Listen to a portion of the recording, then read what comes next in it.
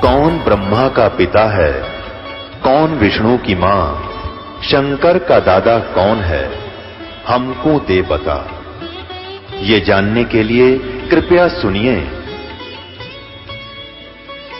जगत गुरु तत्वदर्शी संत रामपाल जी महाराज के अमृत वचन सर्व पवित्र धर्मों के पवित्र शास्त्रों के आधार पर। हमारे मुख्य सदग्रंथ, वैसे तो सभी सदग्रंथ आदरणीय हैं, क्योंकि किसी ना किसी महापुरुष के मुखारविंद से उच्चारित होते हैं।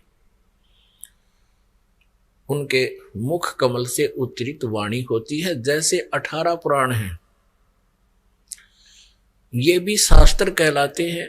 जैसे उपनिषद हैं, ये भी शास्त्र कहलाते हैं। लेकिन जो शास्त्र, जो सदग्रंथ गॉड गिवन है, प्रभु दत्त हैं, वही शास्त्र प्रमाणित है। उन्हीं शास्त्रों से पूजा की विधि को ग्रहण करना चाहिए। वो कौन कौन से हैं?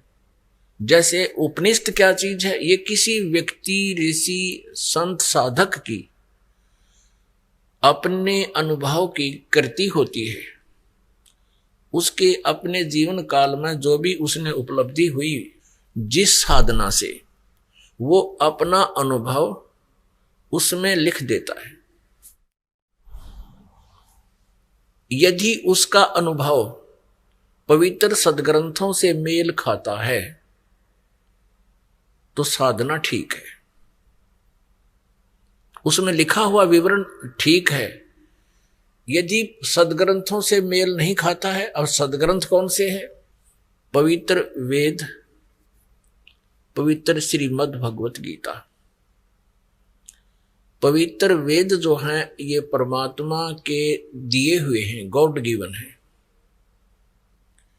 और पवित्र श्रीमद् भगवत गीता भी गॉड गिवन है। अब पवित्र चारों वेद, ऋग्वेद, यजुर्वेद, सामवेद और अथर्ववेद, और ये तो 4 वेद हैं जो इजीली अवेलेबल हैं, सुलभ हैं, सबके पास तकरीबन मिल जाते हैं। और इन्हीं 4 वेदों का अभी तक जो है विवरण, इसका रेफरेंस प्रवचनकर्ता या ऋषि महर्षि बताते रहे कि हम इन वेदों अनुसार साधना कर तथा करवा रहे। और 5वां वेद है सूक्ष्म वेद। सूक्ष्म वेद, सूक्ष्म, जिसको सवसम वेद भी कहते हैं, जिसके विषय में श्रीमद् भगवत गीता अध्याय नंबर 4 के श्लोक नंबर 32 में प्रमाण दिया है। उसमें बताया है कि जैसे गीता अध्याय 4 के श्लोक 25 से लेकर 31 तक जैसी जैसी भी कोई साधक साधनाएं करता है, वो अपनी साधना को पापनाशक जानते हैं, मानते हैं। लेकिन इस प्रकार की यज्ञों का, यज्ञमीन धार्मिक अनुष्ठानों का विस्तार से विवरण, यथार्थ जानकारी, कौन सा ठीक है कौन सा गलत है, इसके सहित सच्चिदानंद घन ब्रह्म की वाणी में ब्रह्मणे मुखे, संस्कृत में लिखा है ब्रह्मणे मुखे। यहां पर इन श्रीमद् भगवत गीता जी के अनुवादकर्ताओं ने यहां गड़बड़ी कर दी। इन्होंने लिख दिया ब्रह्मणे मुखे का अर्थ कर रखा है वेद की वाणी। ये गलत अनुवाद किया है, क्योंकि ब्रह्मणे माने वेद नहीं होते। ब्रह्मणे का अर्थ होता है नेक्स्ट प्रभु, यानी बड़ा भगवान,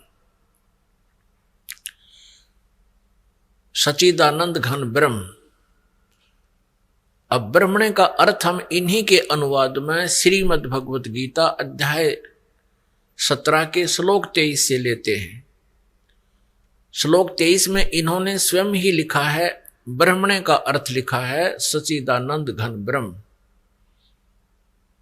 और यहां ब्रह्मणे का अर्थ चौथे अध्याय के 32वें श्लोक में ये स्वयं गलत कर रहे हैं। ब्रह्मणे का अर्थ कर रहे हैं वेद, नहीं, ये गलत कर दिया। श्रीमद् भगवत गीता अध्याय 17 श्लोक 23 में कहा कि ओम तत्सत इति निर्देश ब्रह्मणे त्रिविध समर्थ है। सच्चिदानंद घन ब्रह्म के सिमरण का, उसकी प्राप्ति का, उसकी साधना का 3 प्रकार से सिमरण किया जाने वाला ये 3 मंत्र का ओम तत्सत मंत्र है, जाप है। ओम तो सीधा है, तत् और सत ये सांकेतिक गुप्त है। तो सच्चिदानंद घन ब्रह्म की वाणी में चौथे अध्याय के 32वें श्लोक में स्पष्ट किया है कि वो तत्व ज्ञान है जो सच्चिदानंद घन ब्रह्म की वाणी में, यानी पूर्ण परमात्मा ने, परमेश्वर ने, सत्य पुरुष ने, पूर्ण ब्रह्म ने स्वयं आकर के अपने मुखारविंद से जो ज्ञान बोला है, सच्चिदानंद घन ब्रह्म की वाणी कहलाती है। ब्रह्मणे मुखे वो तत्व ज्ञान है, वो सूक्ष्म वेद है, वो 5वां वेद है, उसको तत्व ज्ञान भी कहते हैं। श्रीमद् भगवत गीता अध्याय नंबर 4 के श्लोक नंबर 34 में कहा है कि उस ज्ञान को, उस तत्व ज्ञान को तू तत्वदर्शी संतों के पास जाकर समझ। उनको विनम्र भाव से प्रार्थना करने से, विनम्रता से प्रसन्न करने से वह तत्वदर्शी संत तुझे उस तत्व ज्ञान का, परमात्म ज्ञान का, यानी गीता ज्ञान दाता से अन्य कोई परमात्म है, उस परमेश्वर की जानकारी देंगे, उसके बारे में बतावेंगे। तो ये 5 वेद हैं।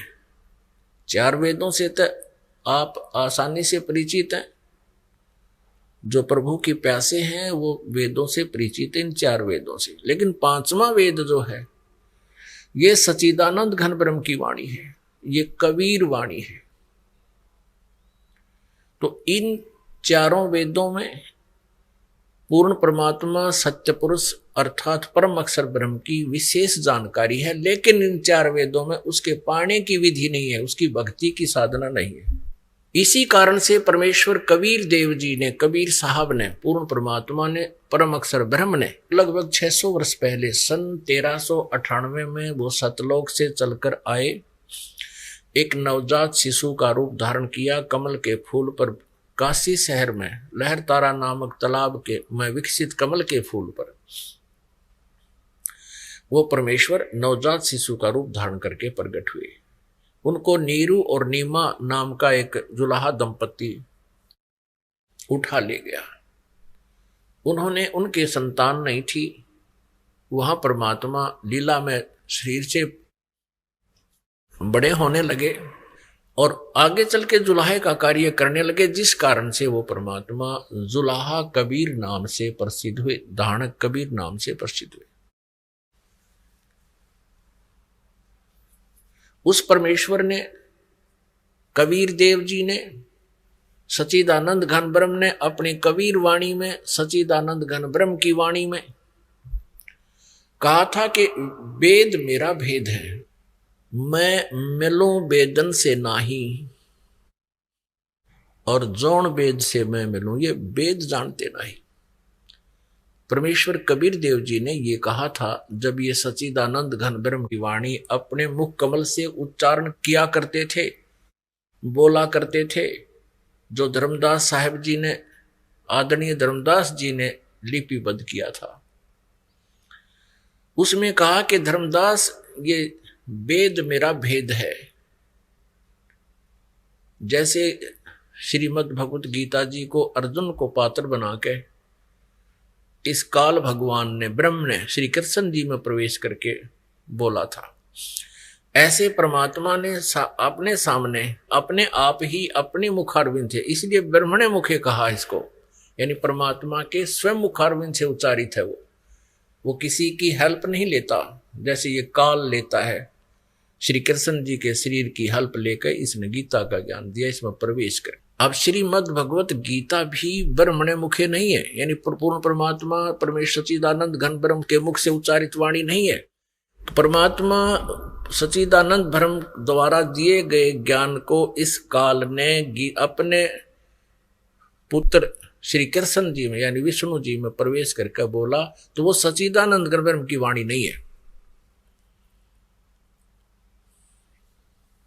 उसके मुख से उतरित नहीं है। ज्ञान भले ही पूर्ण परमात्मा का ही दिया हुआ। तो यहां हमने ये समझना है कि वो सच्चिदानंद घन ब्रह्म की वाणी में परमेश्वर ने स्वयं अपने मुखारविंद से उच्चारण किया था, कहा था कि वेद मेरा भेद है। ये चारों वेद, ऋग्वेद, यजुर्वेद, सामवेद और अथर्ववेद, ये मेरी ही महिमा का गुणगान करते हैं, मेरी ही जानकारी बताते हैं, मेरी ही लीला का ज्ञान दे रहे हैं, लेकिन इनमें वर्णित विधि से मेरी प्राप्ति नहीं हो सकती। और जिस वेद से मैं मिलूं, ये चारों वेद जानते नहीं, वो सच्चिदानंद घन ब्रह्म की वाणी में है। और यही पवित्र श्रीमद् भगवत गीता जी कह रही है चौथे अध्याय के 32वें श्लोक में कि इस प्रकार का धार्मिक यज्ञों की जानकारी, धार्मिक अनुष्ठानों की, साधनाओं की जानकारी सच्चिदानंद घन ब्रह्म की वाणी में विस्तार से कहा गया है। उनको कर्म जान, यानी वो काम करते करते ही हठ योग आदि करके जैसे दूसरे साधनाएं करते हैं, ऐसे नहीं, वो कर्म जान यानी कर्तव्य कर्म करते हुए उसकी साधना होती है। और उसको जानकर उसके अनुसार साधना करने से तो सभी कर्मों से छूट जाएगा, मुक्त हो जाएगा। गीता जी अध्याय नंबर 4 के श्लोक नंबर 34 में कहा कि उस ज्ञान को तू तत्वदर्शी संतों के पास जाकर समझ, और वो तत्वदर्शी संत तुझे परमात्म तत्व का ज्ञान देंगे। यदि गीता ज्ञान दाता को वो ज्ञान होता तो 18 अध्याय जो उन्होंने बोले कहे श्री कृष्ण जी के द्वारा, तो 1-2 अध्याय और भी लिख देता। ये लिखने की आवश्यकता नहीं थी, किसी तत्वदर्शी संत के पास जाकर समझ। इससे सिद्ध है कि वो ज्ञान श्रीमद् भगवत गीता जी में नहीं है। इसलिए गीता जी अध्याय नंबर 8 के श्लोक नंबर 1 में अर्जुन ने पूछा कि हे प्रभु, आपने गीता जी अध्याय नंबर 7 के श्लोक नंबर 29 में 29वें जिस तत्ब्रह्म की जानकारी दी है, उसमें क्या कहा है? 7वें अध्याय के 29वें श्लोक में गीता ज्ञानदाता कहता है कि मेरे आश्रित होकर, अर्थात मैं जो मार्गदर्शन कर रहा हूं, जो मैं तुझे ज्ञान बता रहा हूं, इसको आधार मानकर जिन्होंने तत्वदर्शी संत की खोज कर ली, जिनको तत्वदर्शी संत मिल गया, और जो तत्ब्रह्म को जानते हैं और पूरे आध्यात्मिक इस ज्ञान से परिचित हैं, और सभी कर्मों को जो जानते हैं, वो केवल जरा और मरण से छूटने का ही प्रयत्न करते हैं। जरा मरण मोक्षाय यतन्ति ये, मम आश्रित यतन्ति ये, ब्रह्म तत्विदु कृष्णम अध्यात्म और अखिल कर्मम, यानी वो अखिल अध्यात्म कृष्णम कर्मम, यानी सब कर्मों से, अखिल माने पूर्ण सभी कर्मों से और पूरे अध्यात्म ज्ञान से और तत्ब्रह्म से परिचित हैं वो। इसका सीधा सा अर्थ है 7वें अध्याय के 29वें श्लोक का कि जो साधक केवल बुढ़ापा और मृत्यु, जरा मीन वृद्ध अवस्था, मरण माने मृत्यु, इन दोनों से छूटने का जो प्रयत्न करते हैं और जो ऐसा करते हैं, उन्होंने मेरा इस ज्ञान का आश्रय लिया है, उन्होंने तत्वदर्शी संत की खोज कर ली है, और उनको फिर तत्ब्रह्म की जानकारी होगी कि वो पूर्ण परमात्मा ही पूजा के योग्य है, उसी से पूर्ण मोक्ष होगा, परम अक्षर ब्रह्म से, और वही उसी की साधना से जरा और मरण से छूट सकता है। और वो व्यक्ति उस तत्ब्रह्म से परिचित है और सारे अध्यात्म ज्ञान से, कर्म से, अध्यात्म ज्ञान से परिचित है और सभी कर्मों से परिचित है। वो व्यक्ति जो केवल जरा और मन से मुक्ति के लिए ही प्रयत्नशील है, साधना कर रहा है। अब गीता ज्ञानदाता चौथे अध्याय के 5वें श्लोक में, 9वें श्लोक में, गीता जी के दूसरे अध्याय के 12वें श्लोक में, गीता जी अध्याय नंबर 10 के श्लोक नंबर 2 में, और श्रीमद् भगवद गीता अध्याय नंबर 4 के श्लोक 5 और 9 में स्पष्ट कह रहा है कि अर्जुन, तेरे और मेरे बहुत से जन्म हो चुके हैं, तू नहीं जानता, मैं जानता हूं। मेरे जन्म और कर्म अलौकिक हैं। तू और मैं पहले भी जन्मे थे, आगे भी हमारा जन्म रहेगा, ये ना सोच के हम केवल वर्तमान में ही हैं। फिर 10वें अध्याय के दूसरे श्लोक में कहा गीता जी ने, गीता ज्ञानदाता ने, मेरी उत्पत्ति को, मेरे जन्म को ये देवता, ऋषि और सिद्ध नहीं जानते, क्योंकि ये सब, इनका उत्पत्ति कारण मैं हूं, ये मुझसे उत्पन्न हुए, क्योंकि ये सब काल के द्वारा ही इनका जन्म है, ये इसके पुत्र हैं। तो यहाँ गीता ज्ञानदाता 7वें अध्याय के 29वें श्लोक में कहता है कि जो जरा और मरण से छूटने का प्रयत्न करते हैं, वो उस तत्ब्रह्म से, तत्ब्रह्म माने, अब तत्ब्रह्म के बारे में अब 8वें अध्याय में पता चलेगा कौन है वो तत्ब्रह्म, जो गीता ज्ञानदाता से अन्य है।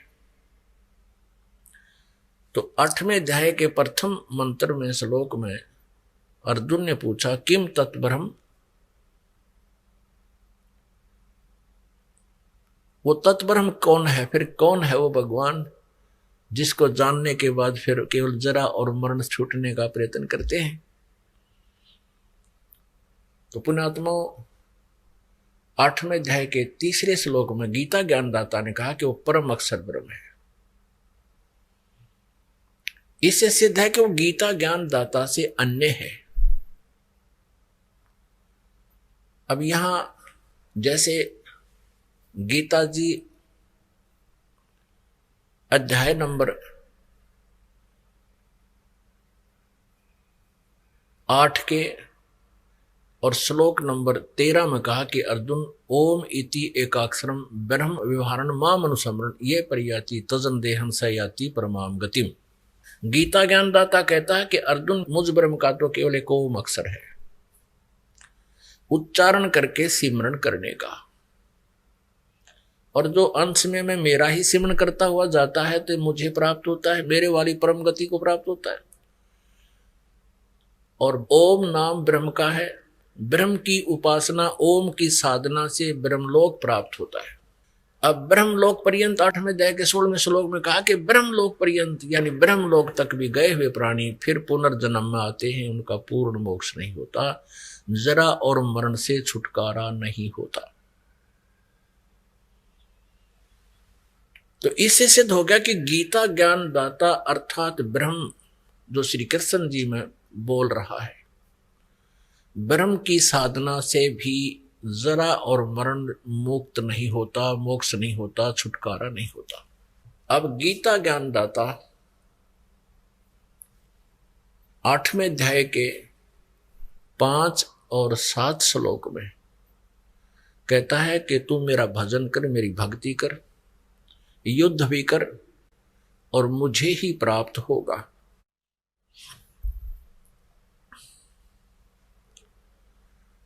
फिर 8वें अध्याय के 6 श्लोक में कहा कि ये एक नियम है अर्जुन, जो व्यक्ति अंत समय में जिस भी इष्ट में अपनी भावना रखे हुए शरीर त्याग कर जाता है, उसी को प्राप्त होता है। गीता जी अध्याय नंबर 8 के श्लोक 8, 9 और 10 में कहा है कि वो सच्चिदानंद घन ब्रह्म की जो साधना करता है, जिसके विषय में 17वें अध्याय के गीता जी में और 23वें श्लोक में कहा है, उसकी साधना कैसे होती है। ओम तत्सत इति निर्देश ब्रह्मण, ब्रह्मण माने सच्चिदानंद घन ब्रह्म। उस सच्चिदानंद घन ब्रह्म का 3 प्रकार के मंत्र के सिमरन का निर्देश है। निर्देश mean nothing else, final order. ये परमात्मा का निर्देश है और कोई मंत्र नहीं। ओम तो ब्रह्म का है और तत् और सत ये सांकेतिक गुप्त कोड वर्ड है, गुप्त मंत्र। ये दास बता सकता है इस विश्व में, और इस दास से प्राप्त करके कोई वैसे बताता है तो वो अनधिकारी है, उससे कोई लाभ होने वाला नहीं है और उसका भी भक्ति खंड हो जाता है। जैसे किसी ने ड्राइविंग लाइसेंस बनवा लिया हो और फिर दूसरे का बाप पे बनाने लग जाओ वैसे ही प्रिंट करा के, तो दोनों दोषी हो जाएंगे। तो कहने का भाव यह है कि अब ओम तत्सत ये 3 मंत्र है और 3 प्रभु हैं ये। ओम तो ब्रह्म का, और जिसको सरपुरुष भी कहते हैं, सरपुरुष, सरपुरुष, अक्षर पुरुष, परम अक्षर पुरुष। इसको ब्रह्म को सरब्रह्म भी कहते हैं, सरब्रह्म, अक्षर ब्रह्म और परम अक्षर ब्रह्म। ये 3 भगवान है। सरब्रह्म तो ये 21 ब्रह्मांड का स्वामी है, ब्रह्मा विष्णु महेश का पिता है, जिसको ब्रह्म कहते हैं। ज्योति निरंजन भी कहते हैं, जो गीता जी अध्याय नंबर 11 के श्लोक 32 में कहता है कि मैं काल हूं। ये केवल 21 ब्रह्मांड का स्वामी है, प्रभु है। और दूसरा अक्षर पुरुष कहो चाहे अक्षर ब्रह्म कहो, ये 7 संख ब्रह्मांड का स्वामी है। और तीसरा परम अक्षर ब्रह्म है, जो असंख्य ब्रह्मांड का स्वामी है। श्रीमद् भगवद गीता अध्याय 15 के श्लोक नंबर 1 में तत्वदर्शी संत की पहचान बताई है कि ऊपर को संसार रूपी वृक्ष है, ये ऊपर को जड़ तो पूर्ण परमात्मा है, नीचे को तीनों गुण रूपी शाखा है। गीता जी अध्याय नंबर 15 का श्लोक नंबर 1 से 4 का आपको सारांश बताता है ये दास। उल्टा लटका हुआ संसार रूपी वृक्ष है अर्जुन, जिसको ऊपर को जड़ तो पूर्ण परमात्मा है, परम अक्षर ब्रह्म है, और जमीन से बाहर जो जितना पोर्शन दिखाई देता है, जितना भी उसका पार्ट दिखाई देते हैं वृक्ष के, वो पेड़ कहलाता है। वो तना है। सबसे पहले जमीन से बाहर निकलते ही मोटा जो है वो तना, वो अक्षर पुरुष समझो, अक्षर ब्रह्म समझो, अक्षर पुरुष मानो। और उसके बाद एक मोटी डार निकलती है, उसको सरब्रह्म कहो, सरब्रह्म या सरपुरुष कहो, ऐसा जानो। और उस डार के फिर 3 शाखा हो, ये तीनों गुण रूपी शाखा, रजगुण ब्रह्मा जी, सतगुण विष्णु जी, तमगुण शिव जी रूपी शाखा है। और पात रूप संसार, हम आगे फिर पात रूप में, हम संसार रूप में। अब उस वृक्ष को आहार कहां से होता है, कहां से प्राप्त होता है? जड़ से। तो वही जड़ रूपी पूर्ण परमात्मा परम अक्षर ब्रह्म ही इन पूरे संसार रूपी वृक्ष का धारण पोषण करता है। अंडरस्टूड? अब आगे चलते हैं। श्रीमद् भगवद गीता जी अध्याय नंबर 15 के श्लोक नंबर 16 और 17 में 3 पुरुष बताए हैं। पुरुष कहो चाहे प्रभु कहो चाहे ब्रह्म कहो चाहे भगवान कहो। गीता जी अध्याय नंबर 15 के श्लोक 16 में कहा कि सरपुरुष और अक्षर पुरुष। सरपुरुष और अक्षर पुरुष ये 2 भगवान हैं। सर और अक्षर ये 2 प्रभु हैं, 2 स्वामी हैं। और इनका तथा इनके अंतर्गत जितने प्राणी हैं सभी का स्थूल शरीर नाशवान है। ये नाशवान है, इनकी जन्म और मृत्यु होती है। लेकिन जीव आत्मा तो सबकी ही अमर है, कुत्ते की, गधे की, सबकी अमर है, वो तो आगे जन्म लेती रहती है। अब इन 2 प्रभुओं का, 2 भगवानों का, 2 ब्रह्मों का, 2 पुरुषों का 15वें अध्याय के 16वें श्लोक में इनका विवरण समाप्त हो गया। अब 17वें श्लोक में 15वें अध्याय के श्रीमद् भगवद गीता के 15वें अध्याय के 17वें श्लोक में कहा है। श्रीमद् भगवद गीता अध्याय 15 अब श्लोक 17 में स्पष्ट कर दिया है कि उत्तम पुरुष तु अन्य परमात्मा इति उदाहरते यह लोकत्रयम् आविश्य विभर्ति अवैश्वर है। ओह, इसमें स्पष्ट कर दिया है कि पुरुषोत्तम, पुरुषोत्तम यानी उत्तम पुरुष, पुरुष माने प्रभु ब्रह्म, जिसको परम अक्षर ब्रह्म कहते हैं, वो तो इन सरपुरुष और अक्षर पुरुष जो 16वें श्लोक में वर्णित हैं 15वें अध्याय के गीता जी, उनसे कोई अन्य है। उत्तम पुरुष है तो अन्य है। उत्तम माने श्रेष्ठ, पुरुष माने ब्रह्म कहो चाहे प्रभु कहो, परमात्मा कहो। उत्तम ब्रह्म यानी परम अक्षर ब्रह्म तो कोई और है, अन्य है। और परमात्मा इति उदाहरते, जिसको भगवान कहा जाता है, भगवान उसे कहते हैं जो केवल सुख दे, दुख नहीं देता। परमात्मा उसे कहते हैं जो दुख नहीं देता, केवल सुख सुख देता है। और फिर कहा है निचली पंक्ति में कि यह लोकत्रय आविश्य विभर्ति अवैश्वर है, जो तीनों लोकों में प्रवेश करके सबका धारण पोषण करता है, वो है अविनाशी परमात्मा, वह अविनाशी परमेश्वर है, वो है वास्तव में अविनाशी, वो है सच्चिदानंद घन ब्रह्म, वो है परम अक्षर ब्रह्म। अब यहां थोड़ा सा भ्रम उत्पन्न होता है श्रीमद् भगवत गीता जी के पाठकों को कि श्रीमद् भगवत गीता अध्याय नंबर 15 के श्लोक नंबर 18 में गीता ज्ञानदाता ये ब्रह्म कह रहा है कि मैं तो पुरुषोत्तम, लोक वेद के आधार से मैं पुरुषोत्तम प्रसिद्ध हूं। लोक वेद किसे कहते हैं? दंत कथा, किसी कहा सुना ज्ञान जो वेद प्रमाणित, जो सदग्रंथ प्रमाणित ना हो। लोक वेद कथा, दंत कथा सीधा सारथ समझो, जो सुना सुनाया ज्ञान, आम व्यक्ति के द्वारा सुनाया हुआ ज्ञान। अपने आप को पुरुषोत्तम प्रसिद्ध होने का कारण भी बता रहा है कि मेरे अंतर्गत 21 ब्रह्मांड में मेरे अधीन जितने प्राणी हैं, चाहे वह ब्रह्मा विष्णु महेश हैं, चाहे रंक हैं, चाहे राजा है, चाहे अन्य चींटी से लेकर हाथी तक है, ये सभी इस ब्रह्म के कंट्रोल में है। ये इनसे ताकतवर है। जैसे श्री विष्णु जी 16 कला के प्रभु हैं, इसमें 16 प्रकार की शक्तियां हैं और ये 1000 प्रकार की कला वाला है। जैसे भगवान श्री विष्णु जी 4 भुजा के हैं, तो ये काल 1000 भुजा का ब्रह्म सरपुरुष जो 21 ब्रह्मांड का स्वामी है। तो ये क्या कहता है कि मैं तो पुरुषोत्तम इसलिए प्रसिद्ध हो रहा हूं क्योंकि मेरे अंतर्गत जितने भी प्राणी हैं मैं उनसे उत्श्रेष्ठ हूं, उनसे तगड़ा हूं, ताकतवर हूं, इसलिए मैं लोके वेदे पुरुषोत्तम प्रसिद्ध हूं। स्पष्ट कर दिया कि आई एम नॉट पुरुषोत्तम, मैं पुरुषोत्तम नहीं हूं। पुरुषोत्तम तो 15वें अध्याय के 17वें श्लोक में बता दिया कि यह उत्तम पुरुष को चाहे पुरुषोत्तम कहो, पुरुषोत्तम तो अन्य ही है जिसको परमात्मा कहा जाता है। और यह लोक तरम आविश्य विभर्ति अवैश्वर है, जो तीनों लोकों प्रवेश करके सबका धारण पोषण करता, वो है अविनाशी भगवान। श्रीमद् भगवत गीता जी अध्याय नंबर 15 के श्लोक 1 से 4 और 16 और 17 में ये 3 प्रभु स्पष्ट हो गए। अब लोक वेद किसे कहते हैं? सुना सुनाया ज्ञान जो सच्चाई से दूर हो। जैसे आज तक हम रजगुण ब्रह्मा जी, सतगुण विष्णु जी, तमगुण शिव जी को अजरो अमर कहा करते थे, सुना करते थे। ये लोक वेद सुना करते थे, अज्ञानी ऋषि, मैं ऋषि मंडलेश्वर, ये गुरु।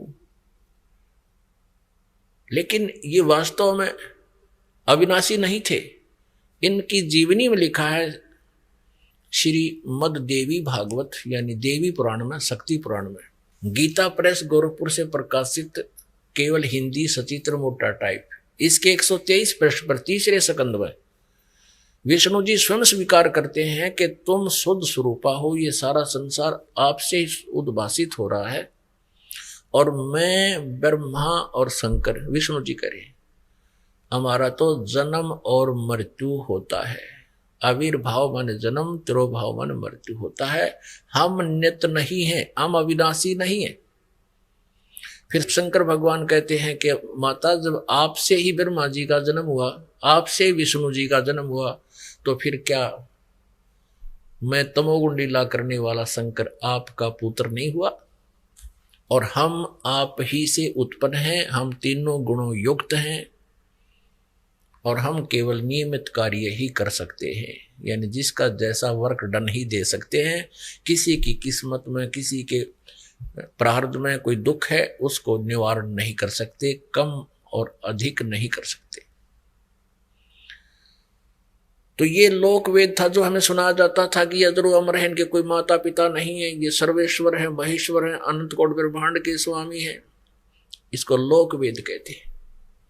तो यहां गीता ज्ञानदाता 15वें अध्याय के 18वें श्लोक में कहता है कि मैं तो लोक वेद के आधार से पुरुषोत्तम प्रसिद्ध हूं। कारण बताता है कि मेरे अंतर्गत 21 ब्रह्मांड में जितने भी प्राणी हैं उनसे मैं तगड़ा हूं, उत्तम हूं। यहां तगड़ा किसने माना है? जैसे ऋषि हुआ करते, एक ऋषि ने, एक सिद्ध ने कोई एक सिद्धि प्राप्त कर ली और दूसरे के पास 2 होगी, तो 2 वाला उससे उत्तम माना जाता है, बाकी दोनों चौड़ चपट। तो ऐसे ये 1000 भुजा का मालिक है, 1000 कला है इसके पास, और अन्य इसके अंतर्गत जो प्रभु हैं, श्री सतगुण विष्णु जी, श्री रजगुण ब्रह्मा जी और श्री शिव जी तमगुण, ये 16 कला के प्रभु हैं। ये वैसे तीनों ही 16 कला के प्रभु हैं, एक जैसी पावर है इनकी।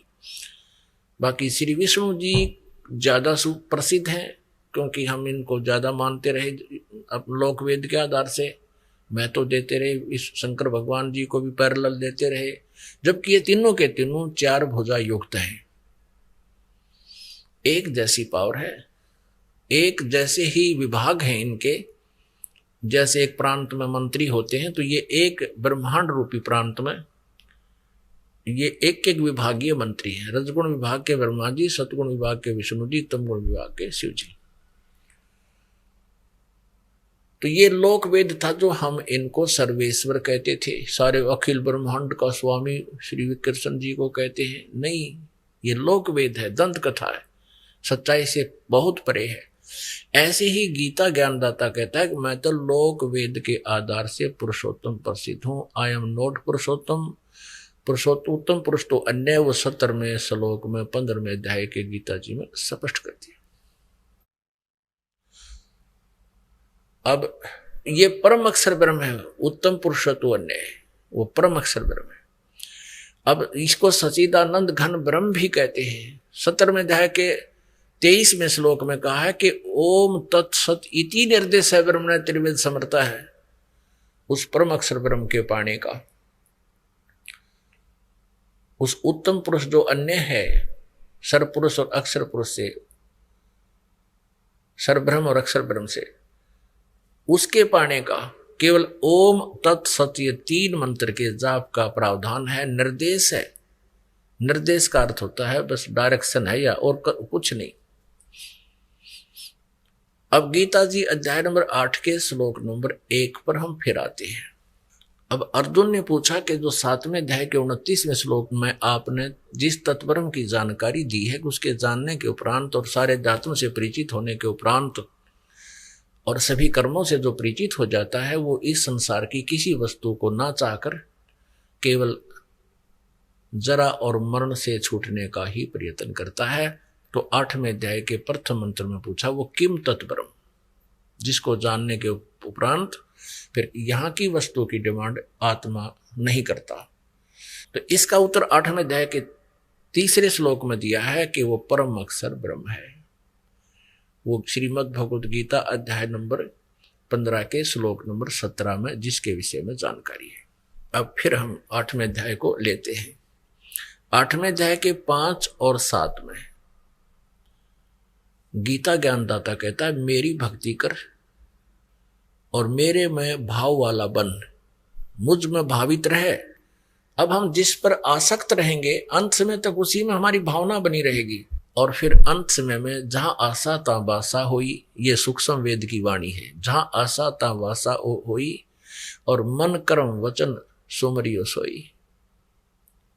जिस भी इष्ट की आप उपासना करते हो उसको मन कर्म वचन से जाप करना, तब जहां आशा रहेगी, जिसमें भावित रहोगे अंत समय तक, जिस पर आसक्त रहोगे उसी को प्राप्त होगे, जहां आशा ता वासा हुई।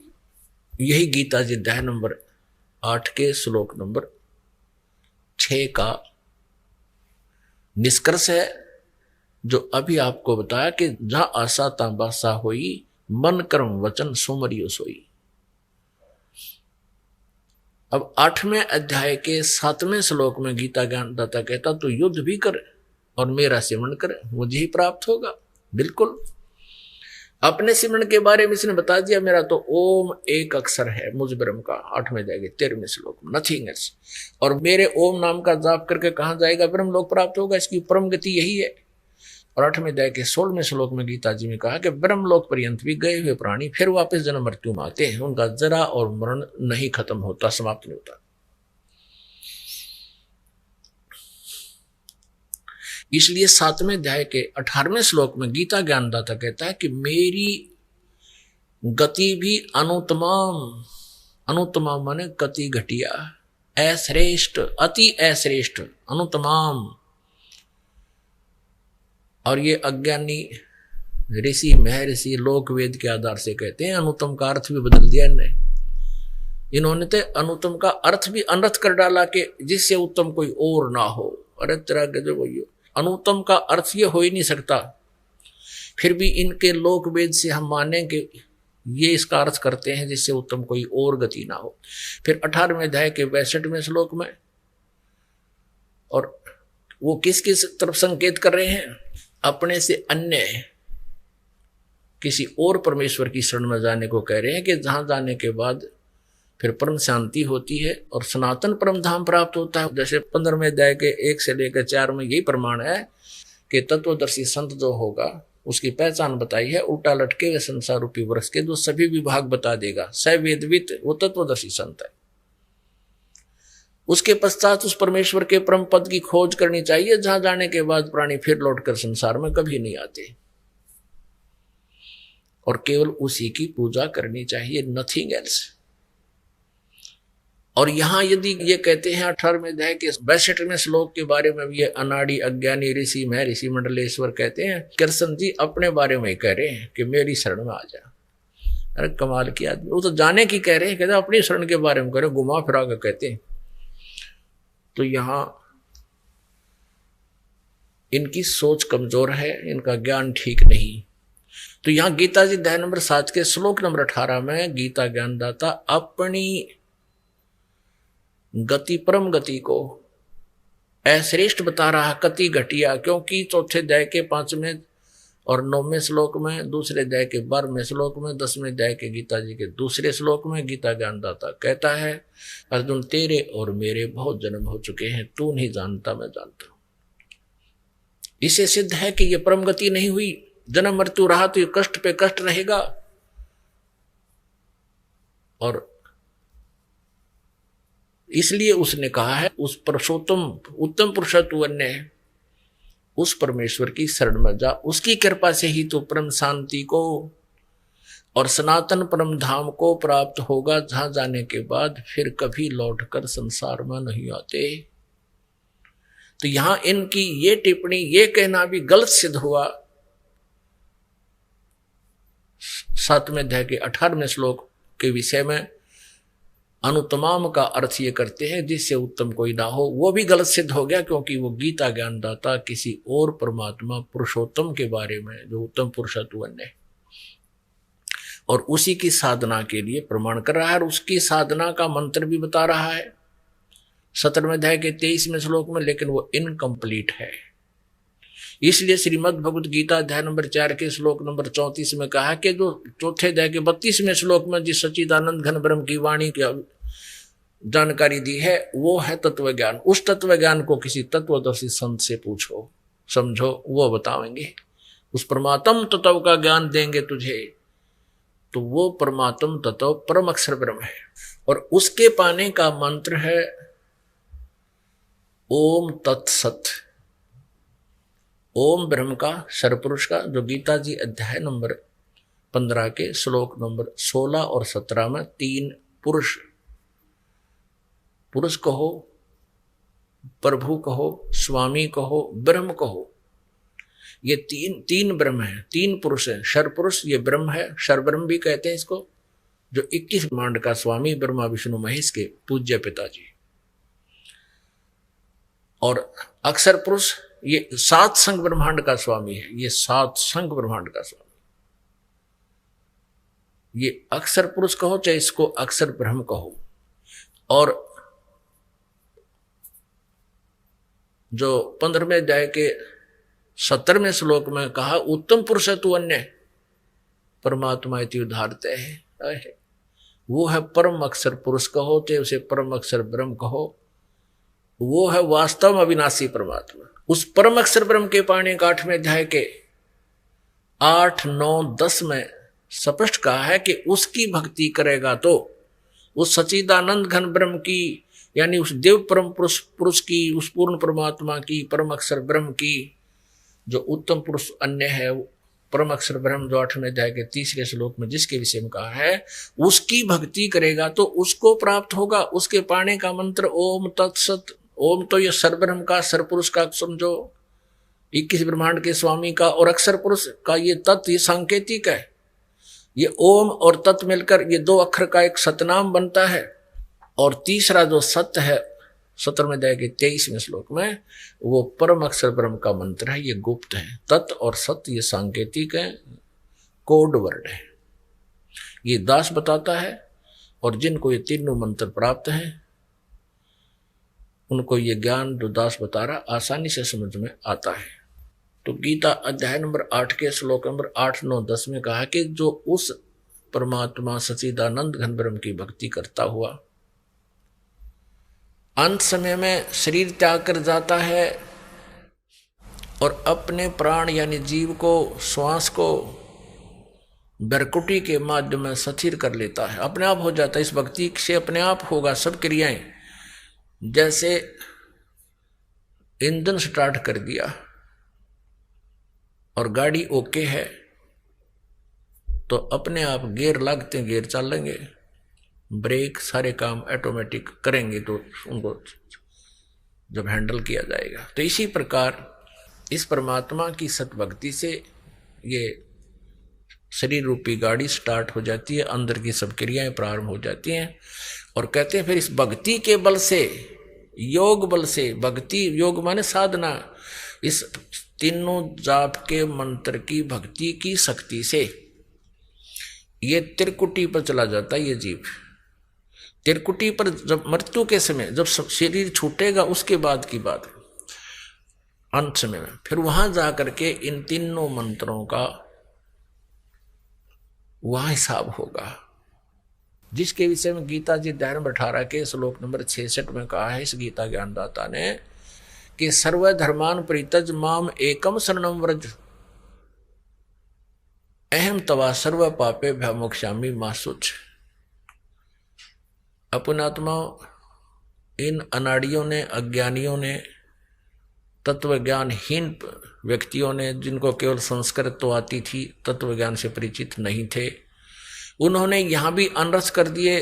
18वें अध्याय के 66वें श्लोक में व्रज का अर्थ कर दिया, मेरी शरण में आ जा। व्रज माने जाना होता है, आना नहीं होता। सर्वधर्मान परित्यज माम, ये गीता ज्ञानदाता कह रहा है, ये ब्रह्म कह रहा है, ये सरब्रह्म कह रहा है जिसका ओम नाम है। ये कहता है कि मेरे सतर की जितने भी आध्यात्मिक यानी धार्मिक पूजाएं हैं, सर्वधर्मान परित्यज माम, मेरे सतर की सब पूजाएं, परित्यज माने छोड़ दे, माम माने मुझ में। आइए अब हम उन श्रद्धालुओं के अनुभव जानते हैं जो जगत गुरु तत्वदर्शी संत रामपाल जी महाराज जी से दीक्षा प्राप्त कर चुके हैं तथा उनके द्वारा बताए गए भक्ति मार्ग पर चल रहे हैं। जी नमस्कार। सत साहिब जी। क्या नाम है जी आपका? दीक्षा कुशवाहा। दीक्षा जी कहाँ से आए हैं आप? ग्राम देवरी, जिला रायसेन, मध्य प्रदेश। संत रामपाल जी महाराज से नाम दीक्षा लेने से पहले आप क्या भक्ति साधना करते थे? संत रामपाल जी महाराज जी से नाम दीक्षा लेने से पहले हम सभी देवी देवताओं की भक्ति करते थे। मेरी मम्मी काफ़ी सारे व्रत भी करती थीं, लेकिन उसके बाद भी वो बहुत बीमार रहती थीं। हमेशा परेशान रहते थे हम लोग, आर्थिक स्थिति भी ठीक नहीं थी। उसके बाद हमने जय गुरुदेव से नाम दीक्षा ली और 3 साल तक वहाँ भक्ति की, लेकिन फिर भी हमें कोई लाभ नहीं मिला। दीक्षा जी, जैसे कि आपने बताया कि आपको इतनी सारी साधनाओं को करने के बाद भी लाभ नहीं मिला, तो आपने संत रामपाल जी महाराज से नाम दीक्षा क्यों ली? एक दिन पापा टीवी चैनल चेंज कर रहे थे तो एकदम से साधना टीवी लग गया। उस पर संत रामपाल जी महाराज जी का सत्संग चल रहा था, तो पापा जी कुछ देर देखते रहे तो उनको थोड़ा अच्छा सा लगा। उसके बाद 2-3 दिन उन्होंने रेगुलर देखा। फिर मेरे मामा जी को बताया कि आप ये एक संत जी हैं, उनका सत्संग देखो और ज्ञान सुनो, इनको गुरु बना लो। क्योंकि हमें केवल तब तक यही पता था कि गुरु बनाना ज़रूरी होता है, गुरु सच्चा है या नहीं ये हमें कोई जानकारी नहीं थी। तो फिर हमारे मामा जी ने सत्संग देखा और उनको ज्ञान समझ आया और उन्होंने नाम दीक्षा ले ली। उसके बाद उन्होंने हमारे मम्मी पापा को समझाया कि आप भी यहीं से नाम दीक्षा लें, क्योंकि यही तत्वदर्शी संत हैं। संत जो सतगुरु होता है उसी से नाम दीक्षा लेकर भक्ति करने से ही हमें मोक्ष प्राप्त हो सकता है। तो फिर मम्मी पापा ने भी ज्ञान को समझा और संत रामपाल जी महाराज जी से नाम दीक्षा ले ली। आपने सदगुरु की बात की, तो हम आपसे ये जानना चाहेंगे कि एक रियल सदगुरु की क्या पहचान है? सतगुरु की पहचान संत जन अपनी वाणी में बताते हैं कि जो सदग्रंथों के अनुसार हमें भक्ति विधि बताता है वही सतगुरु होता है। गरीबदास जी महाराज जी कहते हैं, सतगुरु के लक्षण कहूँ मधुर बैन विनोद, 4 वेद 60 शास्त्र कहें 18 बोध। अर्थात जो चारों वेद 18 पुराणों का ज्ञान बताता है, उनके अनुसार हमें भक्ति विधि देता है, वही सतगुरु होता है। दीक्षा जी, जब आपने संत रामपाल जी महाराज से नाम दीक्षा ली तो क्या कोई लाभ भी मिला आपको? संत रामपाल जी महाराज जी से नाम दीक्षा लेने के बाद हमें बहुत सारे लाभ मिले। सबसे बड़ा आध्यात्मिक लाभ, हमें पता चला कि हमें मनुष्य जन्म केवल मोक्ष प्राप्त करने के लिए मिला है और संत रामपाल जी महाराज जी से हमें सद्भक्ति प्राप्त हुई। अब हम निश्चिंत हैं कि हमें मृत्यु के बाद हमारा पूर्ण मोक्ष होगा और हम सतलोक जाएंगे। गरीबदास जी महाराज जी अपनी वाणी में बताते हैं, अजब नगर में ले गए हमको सतगुरु आन, झिल के बिंब अगाध गति सूते 4 दान। अर्थात अब निश्चिंत हैं कि मृत्यु के बाद हम सीधे सतलोक ही जाएंगे, इसमें कोई शंका नहीं। उसके बाद एक बार मेरे पापा की तबीयत खराब हो गई थी, तो उनको डॉक्टर के पास लेकर गए। तो डॉक्टर ने उनका चेक किया, उनके पेट में बहुत तेज़ दर्द हो रहा था। तो वहाँ पर उनने पापा को हेपेटाइटिस बी बताया और नागपुर जाने के लिए बोला। तो फिर मेरे मामा जी और मम्मा उनको नागपुर लेकर गए। तो वहाँ डॉक्टर ने और चेक किया। उसके बाद उनको बोला कि आपका एक और वायरस है, उसके लिए आपका भी टेस्ट होगा और आपके सारे फैमिली मेम्बर्स का भी टेस्ट कराना पड़ेगा, और उसकी फ़ीस उनने 10,000 पर टेस्ट बताया। तो पापा जी इतने पैसे लेकर नहीं गए थे। तो फिर मेरे मामा जी ने, हमारे जिला सेवादार हैं अमरदास जी, उनको फ़ोन लगाया और सारी प्रॉब्लम बताई। तो उन्होंने बताया कि आप वहाँ पर क्यों गए, आप यहाँ संत रामपाल जी महाराज जी से प्रार्थना लगाओ, हम पूर्ण परमात्मा की शरण में हैं, हमें कुछ नहीं हो सकता, आप वहाँ से रिटर्न आ जाओ, आपको कोई टेस्ट नहीं कराना है। तो पापा ने वहाँ कोई टेस्ट नहीं कराया। डॉक्टर ने उनको 1 हफ्ते की दवाइयाँ दी। पापा वो दवाइयाँ लेकर घर आ गए और बंदी छोड़ सतगुरु रामपाल जी महाराज जी को अरदास लगाई। तो परमात्मा संत रामपाल जी महाराज जी का आदेश आया कि परमात्मा दया करेंगे, आप भक्ति करो। तो उसके बाद पापा जी ने केवल 1 हफ्ते की दवाइयाँ ली। उसके बाद ना हमारा कोई टेस्ट हुआ, ना पापा का कोई टेस्ट हुआ, पापा बिल्कुल ठीक हैं। उसके बाद मेरा छोटा भाई है, उसको वॉमिटिंग्स होती थी, तो डॉक्टर्स को दिखाया लेकिन उसे कोई आराम नहीं मिला। फिर हमने संत रामपाल जी महाराज जी को अरदास लगाई, तो वहाँ से आदेश आया कि परमात्मा दया करेंगे। मेरा भाई तब से ठीक है, उसे कोई प्रॉब्लम नहीं है। मेरा एकेडमिक रिज़ल्ट, मैं जब 12th में थी तो मेरे सारे फ्रेंड्स लोग वैकेशंस में कोचिंग के लिए गए हुए थे, लेकिन हमारे पास ज़्यादा पैसे नहीं थे तो मैं कोचिंग ज्वाइन नहीं कर पाई। थोड़ी सी टेंशन थी कि 12th का रिज़ल्ट है, पता नहीं कैसा आएगा, कोई कोचिंग भी नहीं और टीचर्स भी बहुत अच्छे नहीं थे हमारे स्कूल में। लेकिन जब 12th का रिज़ल्ट आया तो I was shocked by seeing my result. I passed my 12th CBSE board examination with 87%, and in chemistry I got 94 marks, which are highest in my school. तो मुझे थोड़ा अचंभा सा हुआ कि बिना कोचिंग के, और जो मेरे फ्रेंड्स लोग थे जो कोचिंग करके आए थे, उनका रिज़ल्ट मेरे से थोड़ा सा डाउन था। ये लाभ मिला मुझे परमात्मा से। उसके बाद हमारे घर में हम जो भी गाय लेकर आते थे तो बस 1-2 महीने तक तो ठीक से दूध देती थी, उसके बाद मर जाती थी। 2-3 बार ऐसा हुआ। लेकिन संत रामपाल जी महाराज जी से नाम दीक्षा लेने के बाद अब हमारे घर में गाय अच्छे से रहती है, अच्छा दूध भी देती है, अब कोई प्रॉब्लम नहीं है। मेरी मम्मी हमेशा बीमार रहती थी और 2 बार उनको नागपुर भी ले गए थे पहले बीमारी के चक्कर में। लेकिन जब से संत रामपाल जी महाराज जी से नाम दीक्षा ली अब उनको कोई दिक्कत नहीं होती है, सब लोग स्वस्थ हैं हमारे घर में। एक बार अभी लॉकडाउन में मेरे पापा जी की तबीयत ख़राब हो गई थी तो उनको हम नरसिंहपुर लेकर गए तो वहाँ डॉक्टर ने बताया पापा का ऑक्सीजन लेवल 75 हो गया था। तो डॉक्टर बोले कि आप इनको जल्दी से एडमिट कराओ क्योंकि ऑक्सीजन इनको लगानी पड़ेगी। तो मामा जी घर लेके आ गए कि कोई ज़रूरत नहीं है, अपन परमात्मा को अरदास लगाएंगे। तो फिर मामा जी ने बंदी छोड़ सतगुरु रामपाल जी महाराज जी को अरदास लगाई और यहाँ फिर दूसरे दिन हम लोग उसी टाइम पर मामा जी ने अरदास लगाई और यहाँ से हम लोग डॉक्टर के पास गए ऑक्सीजन चेक कराने के लिए। तो ये परमात्मा से लाभ मिला, केवल 1 दिन के अंदर ही पापा का ऑक्सीजन लेवल नॉर्मल हो गया था। उसके बाद पिछले लॉकडाउन में हमारी बाइक चोरी हो गई थी तो रात में चोरी हुई थी। सुबह हमने बंदी छोड़ सतगुरु रामपाल जी महाराज जी को अरदास लगाई और पुलिस में भी रिपोर्ट कराई हमने। तो लगभग दोपहर के 1 बजे हमारे पास कॉल आया कि आपकी बाइक मिल गई है। हालांकि उसके पहिए चोरों ने निकाल लिए थे लेकिन बंदी छोड़ने हमने अरदास लगाई थी तो दूसरे दिन परमात्मा का आदेश आया कि अधिक हानि कम में टलती है।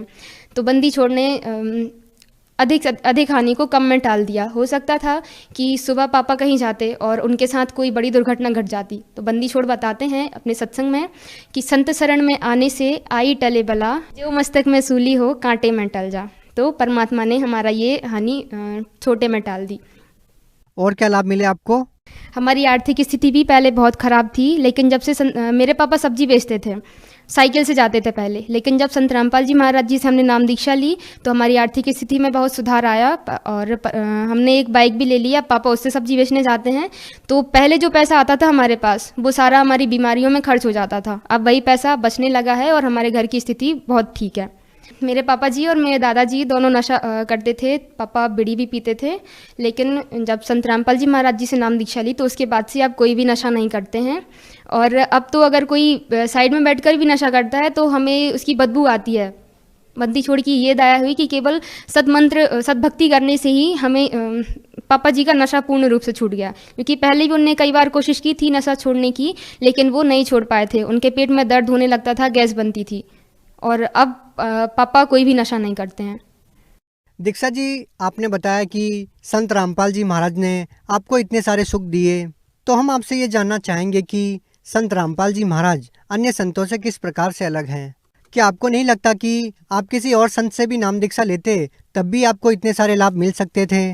नहीं, देखिए सर, संत रामपाल जी महाराज जी हमें सभी सदग्रंथों के अनुसार भक्ति विधि बताते हैं। जैसे मैंने आपको पहले बताया कि हम पहले जय गुरुदेव से जुड़े हुए थे तो वहाँ पर हमें केवल यही बताया कि हम सतलोक जाएंगे। लेकिन जब हमने संत रामपाल जी महाराज जी से नाम दीक्षा ली तब हमें पता चला कि सद्भक्ति करके ही हम सतलोक जा सकेंगे। और ये जो जय गुरुदेव जो मंत्र देते हैं वो काल के मंत्र हैं और उन मंत्रों का जाप करने से हम काल लोक में ही रह जाएंगे। तो संत रामपाल जी महाराज जी हमें सदग्रंथों के अनुसार भक्ति विधि बता रहे हैं, जबकि और संतजन केवल लोक वेद के अनुसार ही हमें कथा बताते हैं। संत रामपाल जी महाराज जी ने वेदों से प्रमाणित किया कि कबीर साहेब पूर्ण परमात्मा है, जबकि जितने भी धर्म गुरु हैं तो वो सभी कहते हैं कि ब्रह्मा विष्णु महेश अजर अमर हैं। लेकिन संत रामपाल जी महाराज जी ने पुराणों से प्रमाणित करके बताया है कि ब्रह्मा विष्णु महेश की मृत्यु होती है, उनका भी जन्म मरण होता है। और उन्होंने सदग्रंथों से हमारे पवित्र चारों वेद, बाइबल, कुरान और गुरु ग्रंथ साहिब से यह प्रमाणित करके बताया है कि कुल का मालिक एक है और उसका नाम कबीर देव है। तो वही तीनों लोकों में प्रवेश करके सबका धारण पोषण करता है। तो इससे सिद्ध होता है कि संत रामपाल जी महाराज जी ही एकमात्र ऐसे सद्गुरु हैं जो हमें सद्भक्ति देते हैं और वही विश्व में एकमात्र तत्वदर्शी संत हैं। दीक्षा जी, जैसा कि हम आज के समाज में देखते हैं कि आज की जो युवा पीढ़ी है वो अभी से बहुत सारे नशों में लिप्त है और वो बहुत सारी बुराइयों में फंस चुके हैं, तो आज की युवा पीढ़ी को आप क्या बोलना चाहेंगे, क्या संदेश देना चाहेंगे? आज की युवा पीढ़ी केवल शिक्षा ग्रहण तो करती है लेकिन उसके साथ साथ वो कई बुराइयों में फंस जाते हैं। जैसे नशा करना, अपने स्कूल को छोड़कर वो कई बुराइयों में फंस जाते हैं। लेकिन और इसी कारण से अपने गोल को अचीव नहीं कर पाते हैं। मैं उनसे कहना चाहूँगी कि यदि संत रामपाल जी महाराज जी से नाम दीक्षा लेकर सद्भक्ति की जाए तो आप इन सब बुराइयों से दूर भी रहेंगे और आप जो गोल अचीव करना चाहते हैं आप वो भी परमात्मा की दया से गोल अचीव कर पाएंगे। जैसे मैंने अपने बारे में बताया कि मेरे फ्रेंड्स कोचिंग के लिए गए थे, बट मैंने बिना किसी कोचिंग के अच्छे मार्क्स स्कोर किए। तो आप सभी से मेरा विनम्र निवेदन है कि आप भी संत रामपाल जी महाराज जी से नाम दीक्षा लें और अपने मनुष्य जीवन का कल्याण कराएं। दीक्षा जी, संत रामपाल जी महाराज के बारे में ये कहा जाता है कि वो देव देवताओं की भक्ति छुड़वाते हैं, आप क्या कहना चाहेंगे? देखिए, ये तो झूठ है, क्योंकि संत रामपाल जी महाराज जी उनकी भक्ति छुड़वाते नहीं, हमें सदग्रंथों में जो प्रमाण है उसके अनुसार हमें उनकी भक्ति विधि बताते हैं। जैसे गीता जी अध्याय 16 श्लोक 23-24 में कहा है कि जो शास्त्र विधि को त्याग कर मनमाना आचरण करते हैं उनको ना कोई सुख होता है, ना उनकी गति होती है और ना ही उनको मोक्ष प्राप्त होता है। और हम व्रत करते हैं, जबकि गीता अध्याय 6 श्लोक 16 में स्पष्ट मना किया गया है। हम मंत्र जाप करते हैं हरे राम हरे कृष्णा, जबकि इनका हमारे पवित्र सदग्रंथों में कहीं भी प्रमाण नहीं।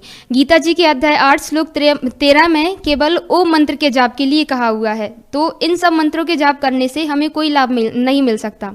संत रामपाल जी महाराज जी हमें सदग्रंथों के अनुसार भक्ति बता रहे हैं, उनकी भक्ति छुड़वा नहीं रहे हैं। दीक्षा जी, ऐसा क्या होता है कि जो भी संत रामपाल जी महाराज से नाम दीक्षा लेता है, चाहे वो छोटा हो चाहे बड़ा हो, उनको वेद और गीता के अध्याय कंठस्थ होते हैं? ऐसा संत रामपाल जी महाराज आप लोगों को क्या ज्ञान देते हैं, क्या कारण है?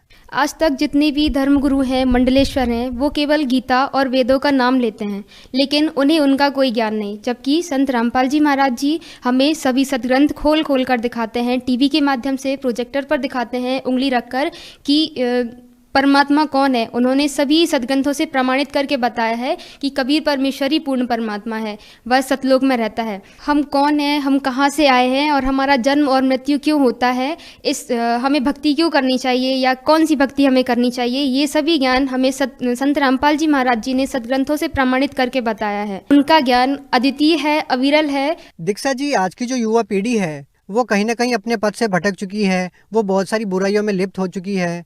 तो आज की युवा पीढ़ी को आप क्या संदेश देना चाहेंगे? देखिए, युवा पीढ़ी से बस मैं ये कहना चाहती हूँ कि आपको जितनी भी प्रॉब्लम्स आती हैं, यदि आप परेशान हैं या आपकी फैमिली में कोई भी परेशान है तो और आप कई सारी कोशिशें कर लेते हैं, उसके बाद भी आपको कोई सॉल्यूशन नहीं मिल पाता है, तो मेरा आपसे विनम्र निवेदन है कि एक बार आप संत रामपाल जी महाराज जी जो हमें ज्ञान देते हैं उसका मिलान आप सदग्रंथों से करें। एक बात और मैं कहना चाहती हूँ कि जो भक्ति हमें बता रहे हैं हमारे धर्मगुरु, तो क्या आपने कभी उनको मैच करके देखा है कि वो जो हमें बता रहे हैं क्या वो सही है? उसके बाद यदि आपको लगता है कि वो गलत है तो आप एक बार संत रामपाल जी महाराज जी का सत्संग सुने और फिर जो वो बताते हैं आप उन्हें सदग्रंथों से मिलान करके देखें, तो आप पाएंगे कि जो भक्ति हमें संत रामपाल जी महाराज जी बताते हैं वो सदग्रंथों से प्रमाणित है और उसको करने से आपकी जितनी भी सारी प्रॉब्लम्स हैं वो सभी सॉल्व होंगी, आप अपने गोल को भी अचीव कर पाएंगे। तो आप संत रामपाल जी महाराज जी का सत्संग सुने, उस ज्ञान को समझें और उनसे नाम दीक्षा लेकर अपने मनुष्य जीवन का कल्याण कराएं। दीक्षा जी, जो व्यक्ति संत रामपाल जी महाराज से नाम दीक्षा लेना चाहेगा वो नाम दीक्षा कैसे ले पाएंगे? देखिए, आज की युवा पीढ़ी स्मार्ट है और आप देखेंगे हर किसी के पास आपको स्मार्टफोन मिलेगा, तो हम उसमें यूट्यूब पर संत रामपाल जी महाराज सर्च करके आप उनके सत्संग सुन सकते हैं। फेसबुक पर स्पिरिचुअल लीडर संत रामपाल जी करके पेज बना हुआ है, उस पर भी संत रामपाल जी महाराज के सत्संग चलते हैं। आप वहाँ पर सत्संग में नीचे पीली पट्टी चलती है और साथ ही टीवी पर भी सत्संग चलता है संत रामपाल जी महाराज जी का। उधर नीचे पीली पट्टी पर सतलोक आश्रम के फ़ोन नंबर्स चलते रहते हैं, उन नंबर्स पर कॉल करके आप अपने ही डिस्ट्रिक्ट के नज़दीकी नामदान केंद्र का पता करके वहां से नाम दीक्षा ले सकते हैं और अपने जीवन का कल्याण करवा सकते हैं। जी धन्यवाद। सत साहिब जी।